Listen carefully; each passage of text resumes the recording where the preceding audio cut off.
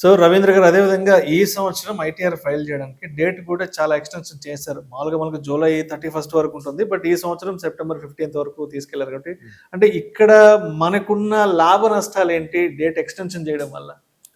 So Vishnu గారు ఎలా ఉంటుందంటే every year income tax return forms filing start అయ్యాక సైట్ అప్ వల్ల కానీ అనుకున్న దానికన్నా ఎక్కువ మంది యూజర్స్ లాగిన్ అవడం వల్ల కానీ ఎక్కువ మంది ఫైలింగ్ చేయడం వల్ల ఇన్కమ్ ట్యాక్స్ వెబ్సైట్ అనేది సపోర్ట్ చేయకపోవచ్చు.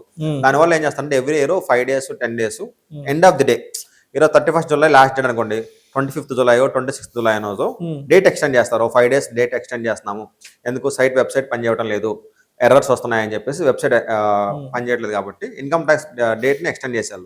ఈ ఇయర్ ఏమైందంటే ఇంట్రెస్టింగ్గా ఇన్కమ్ ట్యాక్స్ ఫైలింగ్ స్టార్ట్ కాకముందే ఇన్కమ్ ట్యాక్స్ డ్యూ డేట్ని ఎక్స్టెండ్ చేశారు. అందరికి ఎప్పుడు జరగలేదు. ఎప్పుడు ఇన్కమ్ ట్యాక్స్ ఫైలింగ్ స్టార్ట్ అయ్యాక చివరిలో ఎర్రర్స్ వచ్చినా ఇష్యూస్ వచ్చినా కానీ డేట్ ఎక్స్టెండ్ చేసేవాళ్ళు.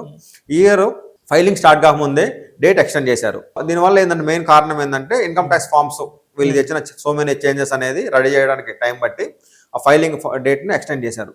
సో దీనికి వచ్చే లాభం ఏంటంటే ఆబ్వియస్గా మనం 31st July ఫైల్ చేయాల్సింది September 15th ఫైల్ చేస్తాం కాబట్టి మనకు కొంచెం టైం దొరికిద్ది, కొంచెం ఎక్కువ టైం దొరికిద్ది. మనం కొంచెం పీస్ఫుల్గా రష్ లేకుండా పీస్ఫుల్గా ఫైల్ చేసుకోవచ్చు. నష్టం ఏంటంటే 31st July లోపు మన ట్యాక్స్ ఏమైనా పే చేయాల్సిన లైబిలిటీ ఉందనుకోండి, అంటే ఇన్కమ్ ట్యాక్స్ మనం ఇన్కమ్ వచ్చింది దాని మీద కరస్పాండింగ్గా ట్యాక్స్ కట్టాలి.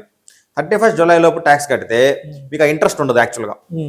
బట్ ఇప్పుడు September 15th డేట్ ఎక్స్టెండ్ చేయడం వల్ల 1 month ప్లస్ 15 days 15 days కూడా ఇన్కమ్ ట్యాక్స్ లో ఫుల్ మంత్ లా కన్సిడర్ చేస్తారు.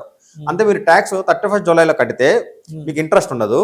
అదే ట్యాక్స్ మీరు 15th September లో కడితే 2 months ఇంట్రెస్ట్ పే చేయాలి.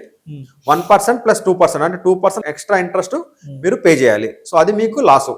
సో ఆ లాస్ మీరు అవాయిడ్ చేసుకోవాలంటే income tax payment 31st July ముందే పే చేసి ఇన్కమ్ ట్యాక్స్ రిటర్న్ మాత్రం 15th September లో ఫైల్ చేసుకుంటే మీకు రెవెన్యూ లాస్ అనేది ఉండదు.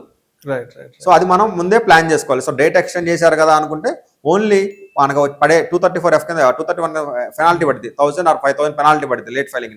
పెనాల్టీ మాత్రం వే ఆఫ్ చేశారు కానీ ట్యాక్స్ లైబిలిటీ ఇంట్రెస్ట్ అనేది వే ఆఫ్ చేయలేదు. మీకు అడిషనల్గా 2 months ఇంట్రెస్ట్ మాత్రం పడుతుంది 15th September లోపు ఇన్కమ్ ట్యాక్స్ పే చేస్తే.